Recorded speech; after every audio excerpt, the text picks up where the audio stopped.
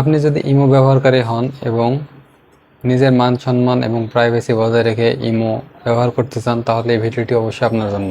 যদি সেটিংসটি চালু না করেন, তাহলে ইমো ব্যবহার করার সময় আপনার প্রাইভেসি এবং মান সম্মান বলে আর কিছুই থাকবে না, সব কিছু কিন্তু হারিয়ে যাবে।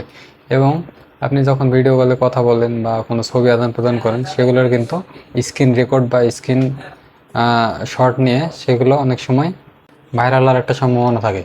যারা ইমো ব্যবহার করেন তারা মান সম্মান বাঁচিয়ে এবং প্রাইভেসিটা বজায় রেখে ইমো ব্যবহার করতে চাইলে অবশ্যই ভিডিওটা দেখে এই সেটিংসটা অন করে রাখুন, তাহলে আপনাদের প্রাইভেসি এবং মান সম্মান দুটোই ঠিক থাকবে। স্ক্রিনটা লক্ষ্য করুন, খুব সহজে শিখে নিতে পারবেন। এরকম ইম্পর্টেন্ট ভিডিও পাওয়ার জন্য অবশ্যই আমাকে ফলো করে পাশেই থাকবেন। কাজটি করার জন্য আপনারা চলে আসবেন ইমোতে। ইমোতে আসার পরে আপনারা এখান থেকে প্লাস আইকন একটা ক্লিক করে দিবেন।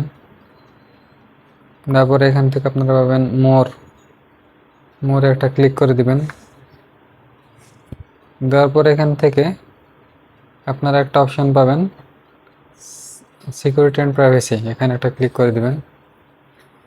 দেওয়ার পরে এখানে আবার পাবেন চ্যাট অ্যান্ড কল প্রাইভেসি, এখানে একটা ক্লিক করে দিবেন। দেওয়ার পরে এখানে দেখতে পাচ্ছেন ব্লক স্ক্রিনশট ফর কলস, এটা ক্লিক করে দিবেন। তারপরে আমার এখানে দেখছেন এটা আমার চালু করা আছে, আপনাদের এটা বন্ধ থাকবে, আপনারা জাস্ট এটা চালু করে নেবেন।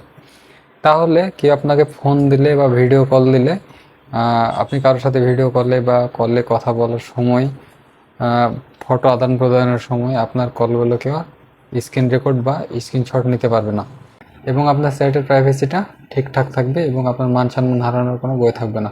তো আশা করি বুঝতে পারছেন। ধন্যবাদ সবাইকে।